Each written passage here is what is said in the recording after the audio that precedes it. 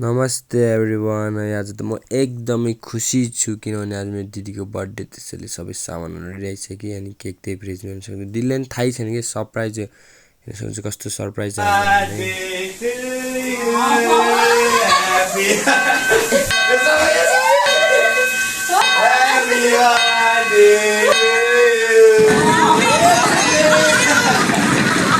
हामी मात्र सरप्राइज होइन कि दिदीले गर्दा दिदी आफै सरप्राइज, हामी सरप्राइज भयौँ। अनि त्यसपछि दिदीले केक काटिन् अनि म त टोलाइ सबैलाई पालै केक दिन्।